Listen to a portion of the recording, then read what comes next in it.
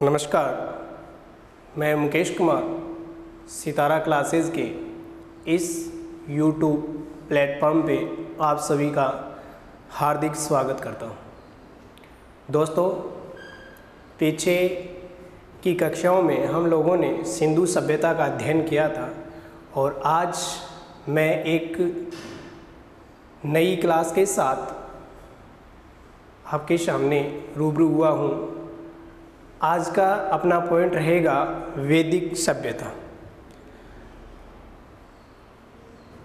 इस नई क्लास के अंतर्गत हम लोग पहले वैदिक सभ्यता के अंतर्गत सामान्य परिचय का अध्ययन करेंगे और मैं आशा करता हूँ कि आपके लिए मैं वैदिक सभ्यता को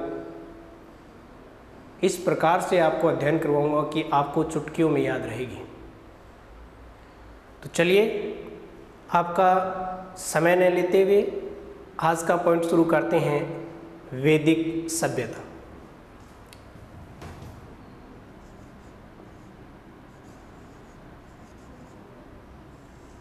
वैदिक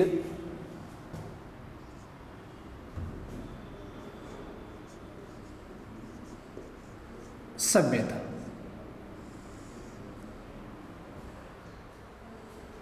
सभ्यता में हम लोगों ने पीछे की जो सभ्यता पढ़ी थी सिंधु सभ्यता, उसमें सभ्यता शब्द का हम लोगों ने सामान्य परिभाषा के साथ शुरू किया था। यहाँ पर वैदिक शब्द है वो बना है वेद प्लस इक से। यहाँ वेद शब्द का अपने आप में अर्थ है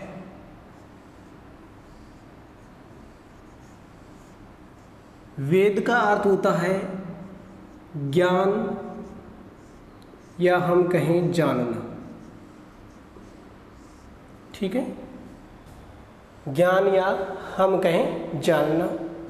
वैदिक सभ्यता के अंतर्गत हमारे प्राचीन वेद जिनकी रचना हुई, हमारे प्राचीन ऐसे ग्रंथ जैसे ऋग्वेद, सामवेद, यजुर्वेद, अथर्ववेद, ब्राह्मण ग्रंथ, आरण्यक, ऐसे उपनिषद, ऐसे ग्रंथों का जो संकलन हुआ जिस काल में हुआ वो काल क्या कहलाता है? वैदिक काल कहलाता है। क्या कहलाता है? वैदिक काल कहलाता है। यहाँ पर इसका जो समय है वैदिक सभ्यता का, इसका जो समय है वो है 1500 ईसा पूर्व से लेकर 600 ईसा पूर्व। वैदिक सभ्यता का जो समय या काल है तो वो कितना है? 1500 ईसा पूर्व से लेकर 600 ईसा पूर्व। क्योंकि हम लोगों ने सिंधु सभ्यता के अंतर्गत अध्ययन किया था कि सिंधु सभ्यता के जो पतन के कारण रहे थे उनमें एक विद्वान का मत था वहीलर का। वहीलर का मत था कि 1750 ईसा पूर्व के इर्द गिर्द 1750 ईसा पूर्व के इर्द गिर्द सिंधु सभ्यता क्या हो चुकी थी? नष्ट हो चुकी थी। और वहीलर का मत था कि किसी बाहरी लोगों ने या हम कहें बाहरी आक्रमण ने और सिंधु सभ्यता का क्या कर दिया था? अंत कर दिया था। संभवतः हम या वहीलर के मत को स्वीकार करें कि बाहरी आक्रांता थी तो वो कौन थी? तो इसके बाद की जो यहाँ पर सभ्यता पनपी या सिंधु सभ्यता के बाद में जो सभ्यता पनपी, उस सभ्यता को यहाँ इस भारी आक्रमणकारी हम लोग मान सकते हैं। तो वहीलर के मत की तुलना करें तो वहीलर ने कहा था कि सिंधु सभ्यता का अंत है वो बाहरी आक्रमण के कारण हुआ था। तो संभवतः जो भारी आक्रमण करने वाले जो लोग थे तो वो कौन हो सकते हैं? आर्य लोग हो सकते हैं। कौन हो सकते हैं? आर्य लोग हो सकते हैं। क्योंकि वैदिक सभ्यता के निर्माता की हम लोग बात करें वैदिक सभ्यता का जिन लोगों ने निर्माण किया या वैदिक सभ्यता को जिन लोगों ने आगे बढ़ाया या प्रफुल्लित किया, तो वो लोग कौन थे? तो वो लोग ही कौन थे? आर्य थे। कौन थे? आर्य थे। तो कहीं न कहीं व्हीलर जी का ये मत है, ये सत्य साबित हो रहा है। ठीक है। उसके बाद में इसके निर्माता थे, तो वो कौन थे? आर्य थे। कौन थे? आर्य थे। तो हम सामान्य परिचय शुरू करने से पहले यहाँ पर मैं बता दूँ कि वैदिक सभ्यता को यानी इस काल को भी हम लोग कितने भागों में बांटते हैं? 2 भागों में बांटते हैं। कितने भागों में बांटते हैं? 2 भागों में बांटते हैं। 2 भाग यहाँ पर किस प्रकार से बांटे हैं? यानी एक समय तो हो जाएगा ऋग्वैदिक काल, और दूसरे समय का नाम हम कहें या हम कहते हैं कि वैदिक सभ्यता को कितने भागों में बांटा जाता है? तो वैदिक सभ्यता को 2 भागों में बांटा जाता है। पहला भाग है इसका वैदिक काल और दूसरा भाग है इसका उत्तर वैदिक काल।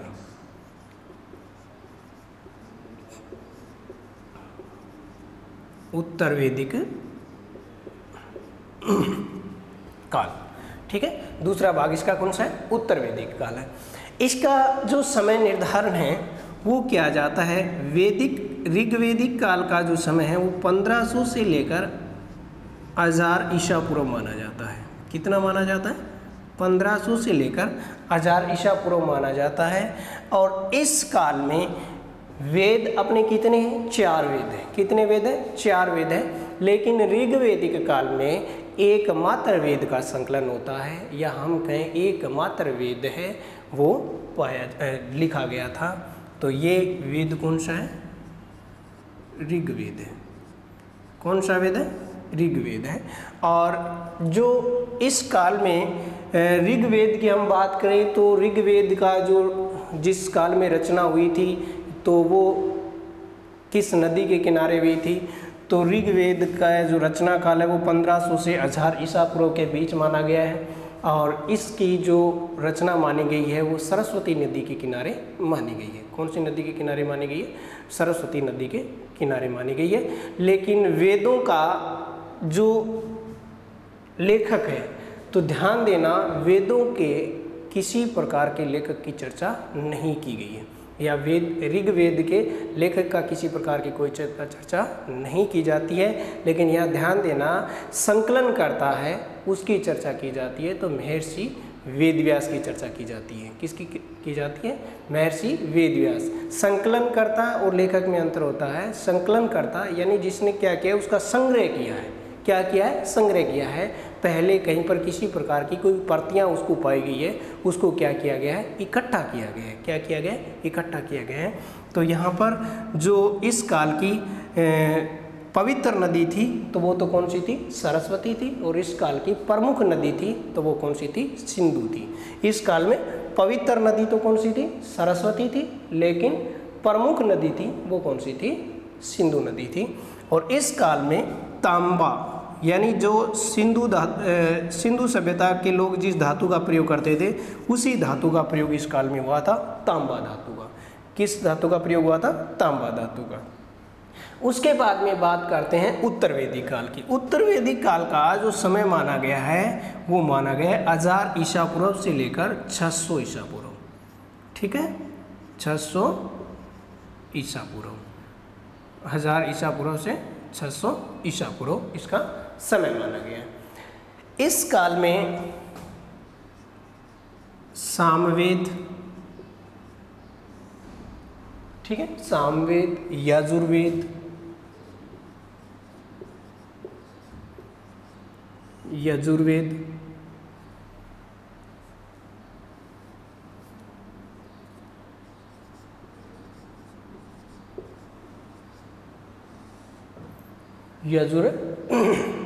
वेद, उसके बाद में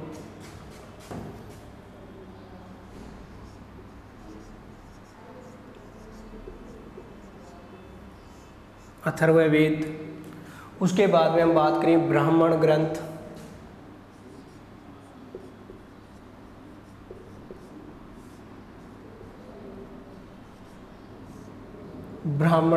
उसके बाद में बात करें आरण्यक,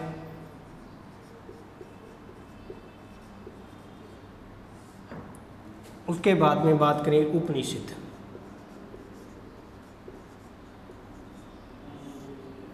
ठीक है, इन सभी की जो संकलन माना गया है तो वो कब का माना गया है? उत्तर वैदिक काल का माना गया है। ध्यान देना, इंपॉर्टेंट फैक्ट है यहाँ से। तो सामवेद, यजुर्वेद, अथर्ववेद, ब्राह्मण ग्रंथ, आरण्यक, उपनिषद, इन सभी का संकलन कब का माना जाता है? उत्तर वैदिक काल का माना जाता है। या हम कहें कि उत्तर वैदिक काल की हमें जानकारी किन ग्रंथों से मिलती है? बढ़िया क्वेश्चन, यहाँ से ध्यान रखना। उत्तर वैदिक कालीन समय की जानकारी या उत्तर वैदिक काल की हमें जानकारी किन ग्रंथों से मिलती है? तो सामवेद, यजुर्वेद, अथर्ववेद, ब्राह्मण ग्रंथ, आरण्यक, उपनिषद, इन सभी से हमें किसकी जानकारी मिलती है? उत्तर वैदिक काल की जानकारियाँ मिलती है। लेकिन ऋग्वेद काल की जानकारी देने वाला एकमात्र वेद है, वो कौन सा है? ऋग्वेद है। ठीक है, तो यहाँ पर ध्यान रखना है। इसके बाद में ब्राह्मण ग्रंथ, ब्राह्मण ग्रंथों की रचना क्यों हुई थी? ब्राह्मण ग्रंथों की रचना हुई थी वेदों की क्लिष्टम भाषा को समझने के लिए। किसकी रचना हुई थी? ब्राह्मण ग्रंथों की रचना हुई थी। वेदों की क्लिष्टम भाषा को सरल बनाने के लिए या जानकारी करने के लिए किसकी रचना हुई थी? ब्राह्मण ग्रंथों की रचना हुई थी। प्रत्येक वेद के ब्राह्मण ग्रंथ है। तो उसके बाद में आरण्यक की बात करें, आरण्य शब्द का अर्थ होता है जंगल या वन होता है। आरण्य शब्द का अर्थ क्या होता है? जंगल या वन होता है। और यहाँ पर क्या है कि ऐसे ग्रंथ जो आरण्यक, ऐसे ग्रंथ जो जंगल या वन के शांत वातावरण में लिखे गए थे, जंगल या वन के शांत वातावरण में लिखे गए थे, उनको क्या कहा जाता है? आरण्य कहा जाता है। उपनिषद, उपनिषद, उप का अर्थ होता है नजदीक और निषद का अर्थ होता है बैठना। उप का अर्थ क्या होता है? नजदीक, और निषद का अर्थ होता है बैठना। तो यहाँ पर उपनिषद ऐसे ग्रंथ जो गुरु के नजदीक बैठकर लिखे गए थे, तो वो क्या कहलाए थे? उपनिषद कहलाए थे। और उपनिषदों को वेदांत भी कहा जाता है। क्या कहा जाता है? वेदांत भी कहा जाता है। वेदांत यानी यहाँ पर एक शब्द बना है वेद प्लस अंत, वेद प्लस अंत। तो वेदांत यानी ऐसे ग्रंथ जो वेदों के अंतिम भाग कहलाते हैं, या ऐसे ग्रंथ जो वेदों के अंतिम काल में लिखे गए, या वेदों का अंतिम काल है वो क्या है? उपनिषद है। या अंतिम सबसे बाद में लिखे गए ऐसे ग्रंथ जो सबसे बाद में लिखे गए, वो क्या है? वेदांत है या उपनिषद है। ठीक है, समझिए। अब यहाँ पर ध्यान देना, यहाँ पर हम लोगों ने बात की थी तांबा धातु की, लेकिन यहाँ पर जो धातु आती है वो लोहा भी हो जाती है, क्योंकि लोहे का ज्ञान उत्तर वैदिक काल में हुआ था। किसका ज्ञान उत्तर वैदिक काल में हुआ था? लोहे का ज्ञान है वो उत्तर वैदिक काल में हुआ था। यहाँ पर थोड़ा सा ध्यान देना कि भारत में लोहे का प्रथम प्रमाण है वो हमें अंतरजी खेड़ा से प्राप्त होता है। कहाँ से प्राप्त होता है? अंतरजी खेड़ा से प्राप्त होता है। याद रखना, बहुत ही बढ़िया क्वेश्चन है। भारत में लोहे का अपने को प्रथम प्रमाण कहाँ से प्राप्त होता है? अंतरजी खेड़ा से प्राप्त होता है। और जो अंतरजी खेड़ा स्थान है वो एटा जिला उत्तर प्रदेश में पड़ता है। ठीक है, जो अंतरजी खेड़ा है वो कहाँ पड़ता है? जिला एटा, और स्टेट है वो कौन सा है?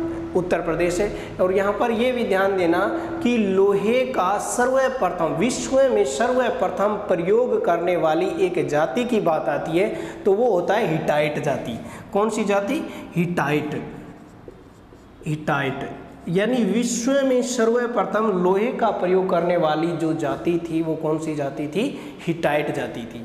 ठीक है, समझ आ रहा है? तो यहाँ पर एक बार के लिए दोबारा देख लीजिएगा कि वैदिक सभ्यता हम लोगों ने शुरू की है, वेद प्लस इक से बनी है ये, और वेद का अर्थ होता है ज्ञान या जानना। इस पूरी सभ्यता का जो समय है वो है 1500 ईसा पूर्व से लेकर 600 ईसा पूर्व। व्हीलर के मत की हम लोगों ने बात की थी, और व्हीलर के मत से अपने सामने आया कि इस सभ्यता के जो निर्माता थे वो कौन थे? आर्य लोग थे। कौन थे? आर्य लोग थे। इस सभ्यता को, या हम कहें वैदिक सभ्यता को, 2 भागों में बांटा जाता है।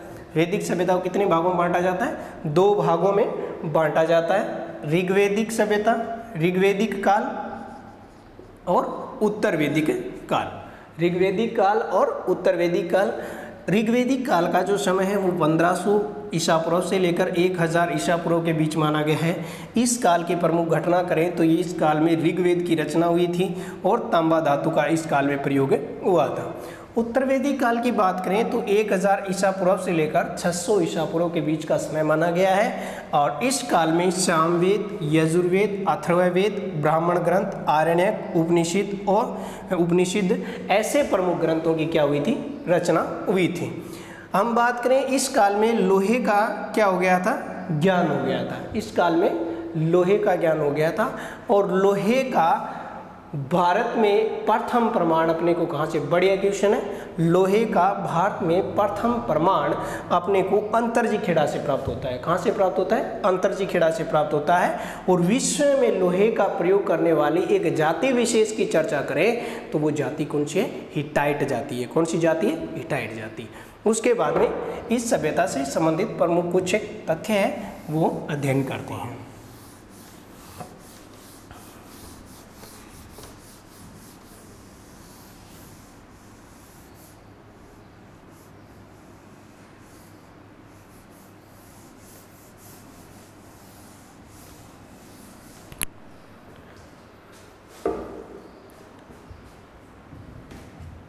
पहले बात करते हैं निर्माता की।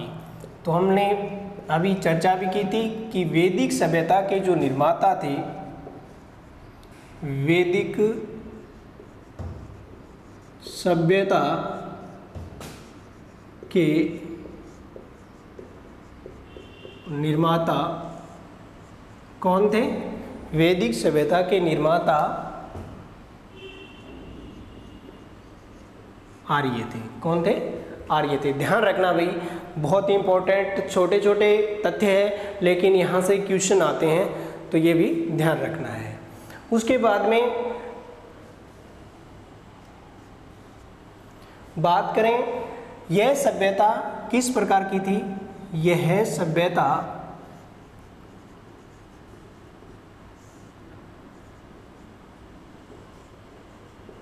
ग्रामीण सभ्यता थी।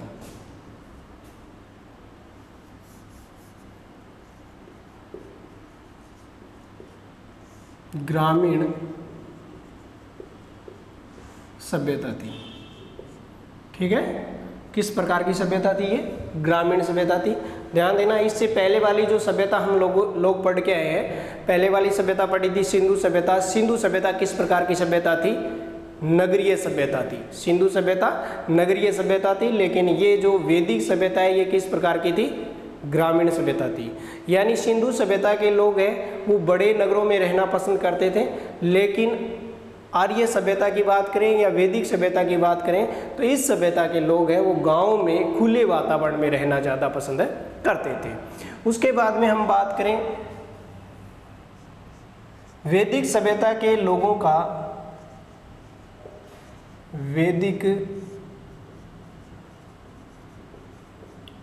सभ्यता के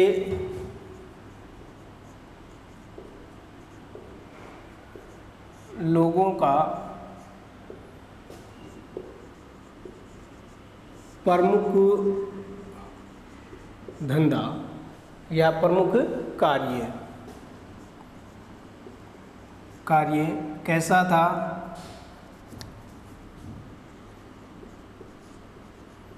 कृषि व पशुपालन था। कैसा था, कृषि व पशुपालन था।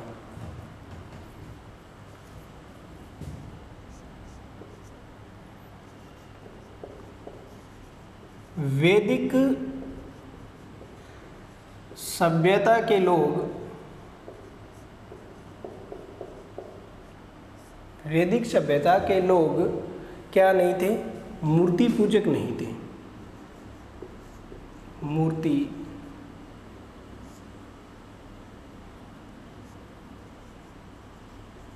पूजक नहीं थे। वैदिक सभ्यता के लोग हैं वो मूर्तियों की पूजा नहीं करते थे। ध्यान देना, वैदिक सभ्यता के लोग मूर्ति पूजक नहीं थे, ठीक है। लेकिन सिंधु सभ्यता के जो लोग थे वो मूर्ति पूजक थे, क्योंकि वहाँ से मातृ देवी की मूर्तियाँ मिली है, पशुपति की मूर्तियाँ मिली है, इस प्रकार की वहाँ से मूर्तियाँ मिली है। लेकिन वैदिक सभ्यता के लोग हैं वो मूर्ति पूजक नहीं थे। लेकिन यहाँ पर ध्यान देना, आर्य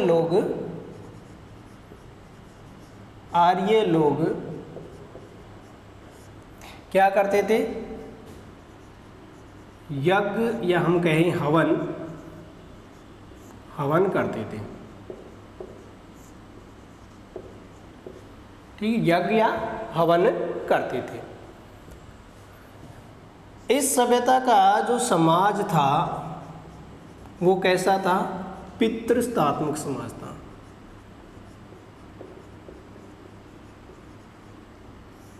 पितृस्थात्मक समाज था, ध्यान रखना, क्योंकि सिंधु सभ्यता का जो समाज था वो क्या था? मातृस्थात्मक था, और वैदिक सभ्यता का जो समाज था वो किस प्रकार का था? पितृस्थात्मक था, ठीक है, पितृस्थात्मक था। परिवार को कुल कहा जाता था। अब भी कहते हैं हम लोग कि किस कुल से हुआ, कहते हैं ना, उसी प्रकार से उस काल में भी परिवार को क्या कहा जाता था? कुल कहा जाता था। परिवार को क्या कहा जाता था? परिवार को कुल कहा जाता था। परिवार को क्या कहा जाता था? कुल कहा जाता था। और कुल का मुखिया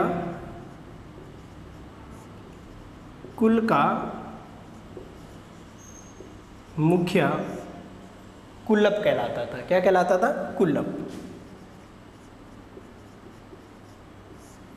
कुल का मुखिया क्या कहलाता था? कुलप कहलाता था। इस काल में संयुक्त परिवार की प्रथा थी। संयुक्त परिवार होते थे। किस प्रकार के परिवार होते थे? संयुक्त परिवार होते थे।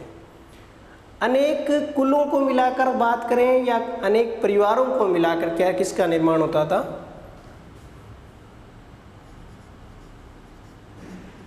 अनेक कुल या हम बात करें परिवार, अनेक परिवार या कुलों को मिलाकर ग्राम का निर्माण होता था। यानी गांव में क्या होता है, अक्सर ऐसा ही होता है कि गांव में कई परिवार होते हैं और कई परिवारों को मिलाकर क्या बनता है? अपना एक गांव बनता है। तो सामान्य सा वैसे ही यहाँ पर समझने की कोशिश करें, अनेक परिवारों को मिलाकर किसका निर्माण होता है? ग्राम का निर्माण होता था। पहले भी होता था, वर्तमान में ऐसे ही होता है, ठीक है। और ग्राम का जो प्रधान अधिकारी होता था या प्रमुख होता था, ठीक है, उसे क्या कहा जाता था? ग्रामीण कहा जाता था। ग्राम का प्रधान या हम कहें प्रमुख कौन होता था? ग्रामीणी होता था। कौन होता था? ग्रामीणी। ग्रामीणी कहलाता था, ठीक है, या ग्रामणी या ग्रामणी कहलाता था, ठीक है। उसके बाद में ग्रामों को मिलाकर यानी कई गांवों को मिलाकर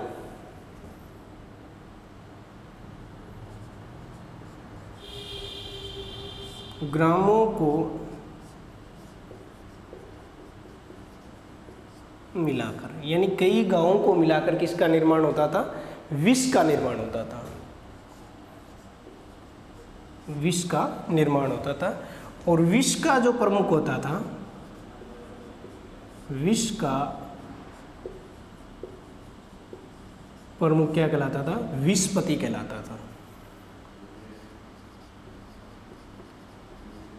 विषपति कहलाता था। विष का जो प्रमुख होता था वो क्या कहलाता था? विषपति कहलाता था। और जो कई विष हो जाते थे उसको मिलाकर जन का निर्माण होता था। विष को मिलाकर, कई विषों को मिलाकर, विष को मिलाकर किसका निर्माण होता था? जन का निर्माण होता था। किसका निर्माण होता था? जन का निर्माण होता था। और उस जन का जो अधिकारी होता था, जन का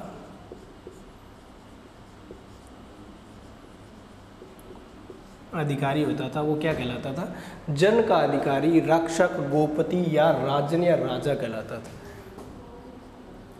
रक्षक,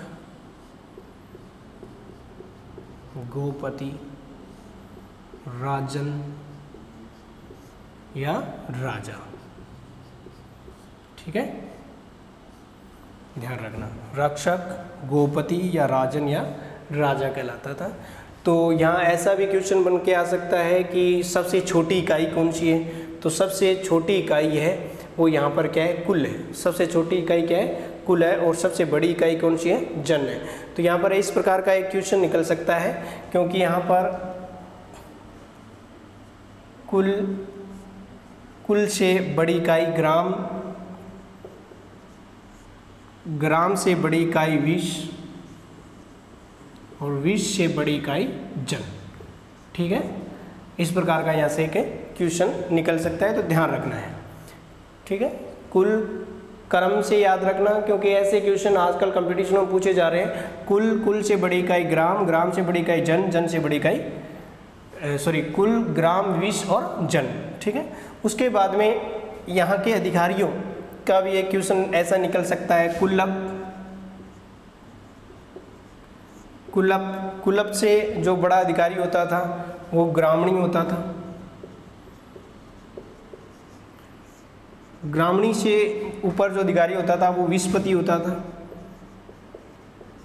और विश्वपति पर जो बड़ा अधिकारी होता था वो राजन या रक्षक होता था, या हम बात करें गोपति होता था या राजा होता था। तो ये इस प्रकार के क्वेश्चन यहाँ से निकल सकते हैं, तो ध्यान रखने हैं।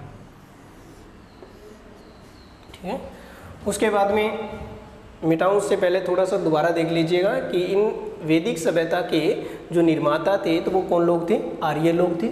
ये किस प्रकार की सभ्यता थी? ये ग्रामीण सभ्यता थी, यानी इसमें गाँव का विकास हुआ था, हम कह सकते हैं। वैदिक सभ्यता के जो लोगों का प्रमुख कार्य था, धंधा था, तो कृषि या पशुपालन था। कृषि या पशुपालन इन लोगों का प्रमुख कार्य था।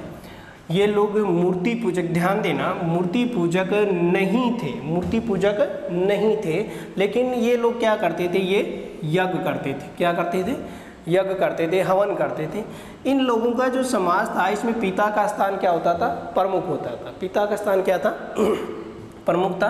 परिवार को क्या कहा जाता था? कुल कहा जाता था, और कुल का मुखिया क्या कहलाता था? कुलप कहलाता था। ठीक है, और किस प्रकार की प्रथा थी? उस संयुक्त परिवार, यानी कई परिवार एक साथ मिलकर रहते थे। संयुक्त परिवार, कई परिवार मिलकर क्या रहते थे? एक साथ रहते थे।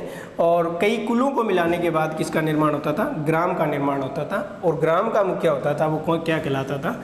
ग्रामीणी या ग्रामणी कहलाता था। ठीक है, कई गांवों को मिलाकर किसका निर्माण होता था? विश्व का निर्माण होता था। और विश्व का प्रमुख क्या कहलाता था? विश्वपति कहलाता था। क्या कहलाता था?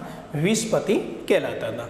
कई विश्वों को मिलाकर किसका निर्माण होता था? जन का निर्माण होता था। कई विश्वों को मिलाकर किसका निर्माण होता था? जन का निर्माण होता था। और जन का जो अधिकारी होता था वो क्या कहलाता था? रक्षक, गोपति, राजन या राजा हम कह सकते हैं। ठीक है, उसके बाद में नेक्स्ट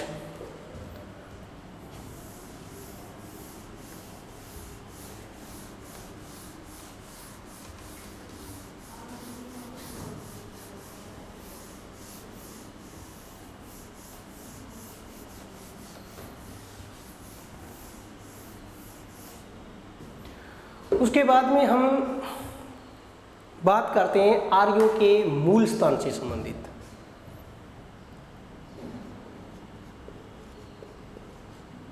आर्यों का मूल स्थान।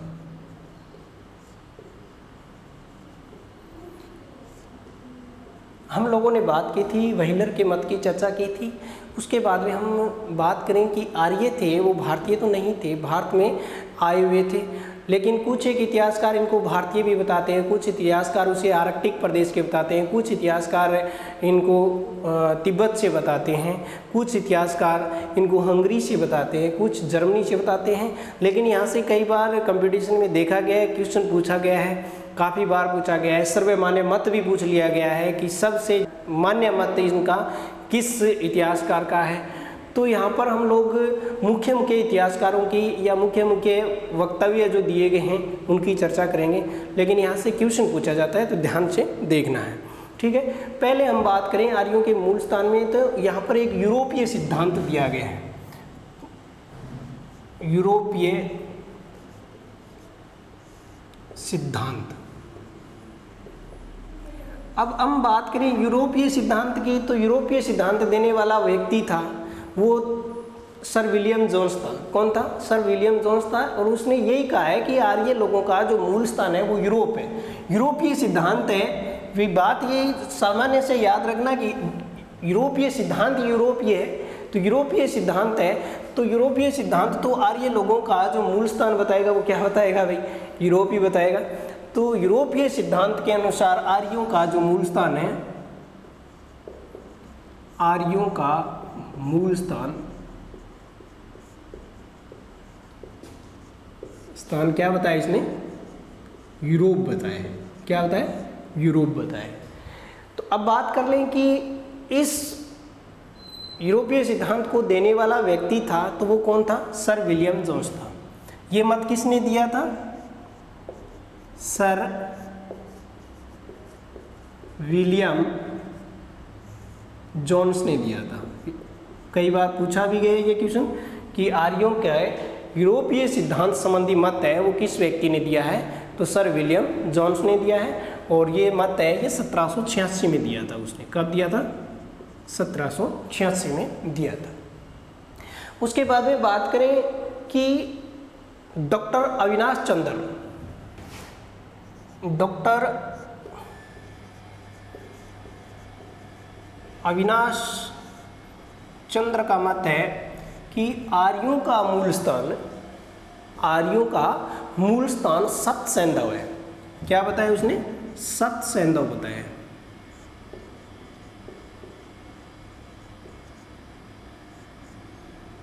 यानी सिंधु नदी की प्रमुख 7 नदियां हैं, सिंधु की सहायक प्रमुख 7 नदियां हैं, उसी के इर्द गिर्द में आर्य लोगों की क्या हुई थी? उत्पत्ति हुई थी।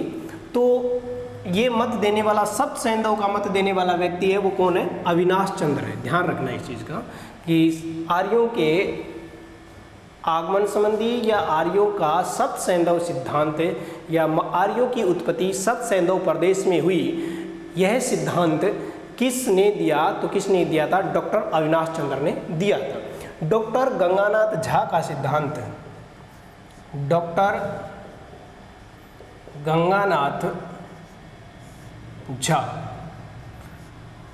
डॉक्टर गंगानाथ झा ने आर्यों को ब्रह्म ऋषि देश का बताया। ब्रह्म ऋषि देश का बताया। तो ब्रह्म ऋषि देश किसको कहा जाता है? भारत को कहा जाता है। तो इसका मतलब झा ने तो ये कहा है कि आर्यों का जो मूल स्थान है, आर्यों का जो मूल स्थान है वो ब्रह्म ऋषि देश है, यानी भारत ही है। क्या है? भारत ही। उसके बाद में doctor Rajbali Pandey, doctor Rajbali Pandey, doctor Rajbali Pandey ने आर्यों का मूल स्थान क्या बताया? मध्य देश बताया। क्या बताया? मध्य देश। ठीक है, राजबली पांडे ने आर्यों का मूल स्थान कौन सा बताया? मध्य देश बताया। उसके बाद में नेक्स्ट तथ्य है बाल गंगाधर तिलक का। बाल गंगाधर तिलक,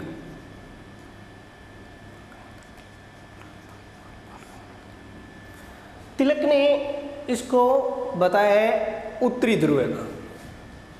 क्या बताया? उत्तरी ध्रुव, उत्तरी ध्रुव, या हम बात करें आर्कटिक प्रदेश,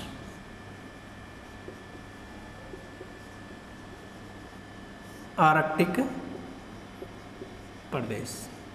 यानी तिलक ने आर्यों के उत्पत्ति संबंधी सिद्धांत, या हम कहें कि तिलक ने ऐसा कहा है कि आर्य लोग हैं वो उत्तरी ध्रुव से सिंधु क्षेत्र में आके बसे थे या आर्कटिक प्रदेश से सिंधु क्षेत्र में आकर बसे थे। तो ये बाल गंगाधर तिलक का मत है, तो थोड़ा ध्यान रखना है, ठीक है। उसके बाद में पेंका का मत है, पेंका या पेंका का मत है कि आर्य लोग हैं वो जर्मनी के थे। कहाँ के थे? जर्मनी के थे। ये क्वेश्चन आया हुआ है, थोड़ा ध्यान रखना है कि पेंका के अनुसार आर्य लोग कहाँ के थे, तो पेंका के अनुसार आर्य लोग हैं वो जर्मनी के थे। गाइल्स ने इसको हंगरी के बताया है। गाइल्स ने आर्यों का जो मूल स्थान बताया वो क्या बताया? हंगरी बताया। क्या बताया? हंगरी। यानी गाइल्स के अनुसार ये लोग कहाँ के थे?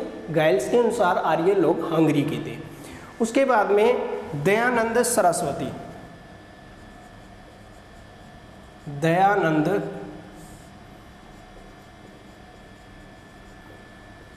यानी भारतीय फिलोसफर आएंगे दयानंद सरस्वती।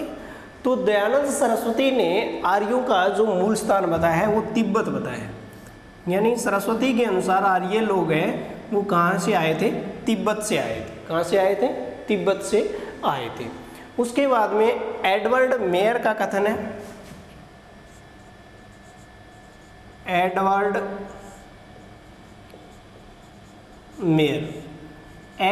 मेयर के अनुसार आर्य लोग पामीर क्षेत्र से आए थे। कहाँ से आए थे? पामीर क्षेत्र से।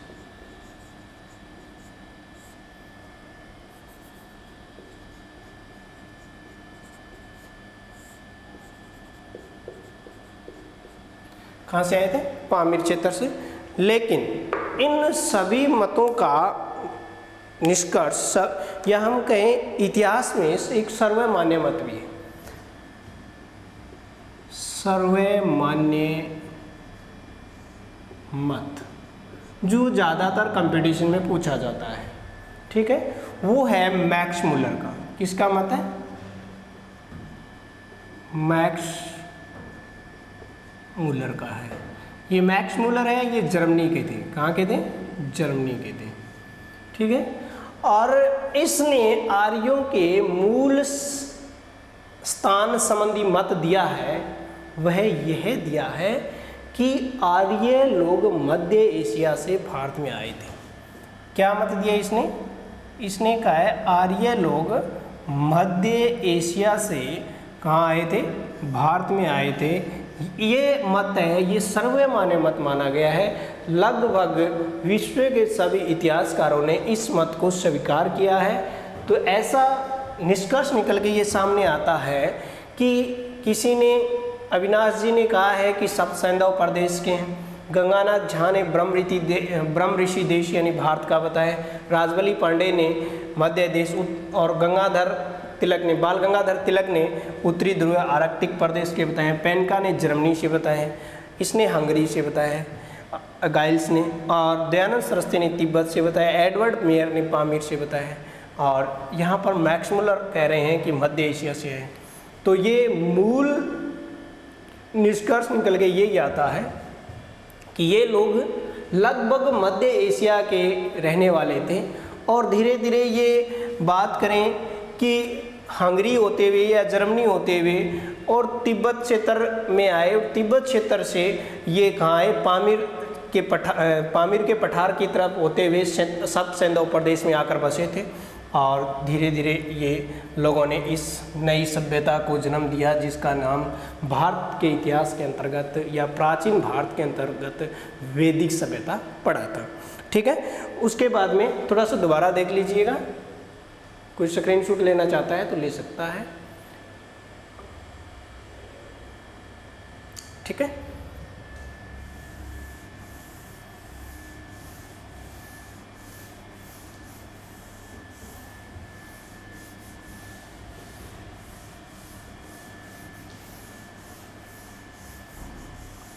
उसके बाद में ये लोग जिस क्षेत्र में आए और जिस क्षेत्र में ये लोग बसे, इनको आवश्यकताओं के अनुसार, यानी इंसान को रहने के लिए सर्वप्रथम पानी की आवश्यकता होती है, पानी, खाने और रहने के लिए मकान या घरों की आवश्यकता होती है। तो इसी प्रकार से ये लोग धीरे धीरे नदियों के किनारे, यानी जो भी सभ्यता वर्तमान की बात करें या प्राचीन भारत की बात करें या मध्यकालीन भारत की बात करें, जो भी कोई सभ्य समाज या सभ्य लोग जहाँ पर रहते हैं तो वो अपनी आवश्यकता पूरी होने वाली वस्तुओं को पहले ध्यान में रखता है। तो इसी आधार से हम लोग इस सभ्यता में आगे बढ़ते हुए बात करते हैं इस सभ्यता की प्रमुख नदियों की। तो इस काल में प्रमुख नदियाँ कौन कौन सी थी और वर्तमान में वो नदियाँ किस नाम से जानी जाती हैं? प्रमुख नदियाँ। यहाँ से भी काफ़ी बार कंपटीशनों में क्वेश्चन पूछे गए हैं, तो ध्यान रखना है।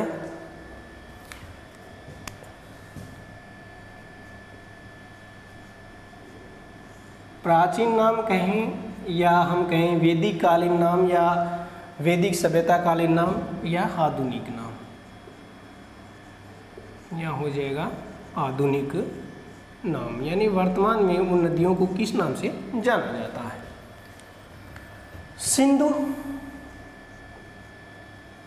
सिंधु सभ्यता की भी प्रमुख नदी थी और ऋग्वैदिक सभ्यता की या ऋग्वैदिक काल की क्या थी, ये प्रमुख नदी थी।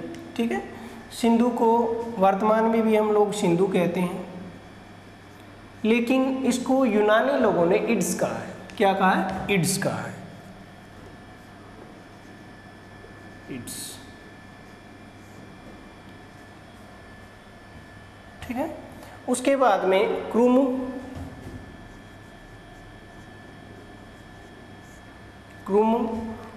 यानी कुर्रम नदी।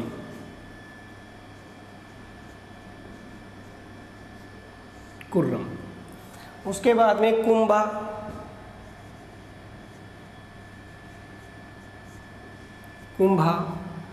यानी काबुल नदी। कुंभा का प्राचीन नाम क्या है? काबुल है। उसके बाद में वितस्ता यानी झेलम।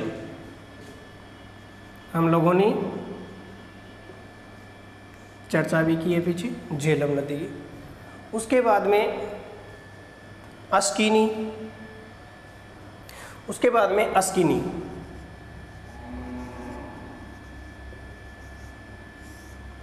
अस्किनी चिनाब को कहा जाता था, चिनाब नदी को। ठीक है, चिनाब। उसके बाद में हम बात करें स्तुद्री,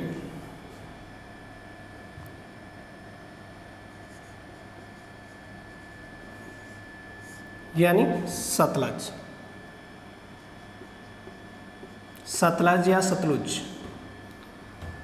उसके बाद में पुरुषनी,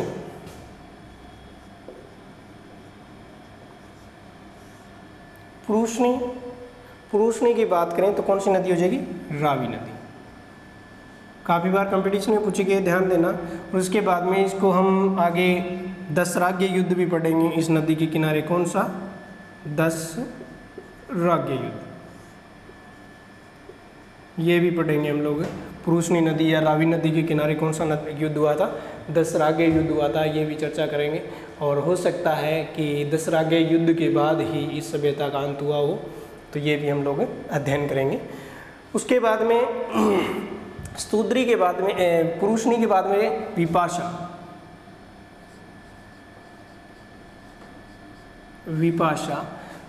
किस नदी को कहा जाता था? व्यास को कहा जाता था। किस नदी को कहा जाता था? व्यास को कहा जाता था। उसके बाद में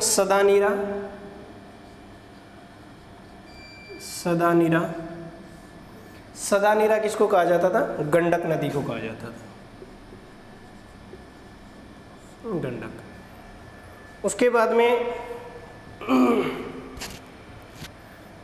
में दृशदावती या सरस्वती, तो कौन सी हो जाएगी? घग्गर। कौन सी हो जाएगी? घग्गर। उसके बाद में गोमती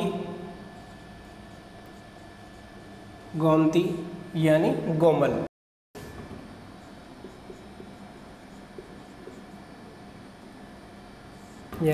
गोमल। ठीक है। उसके बाद में एक नदी और बच गई,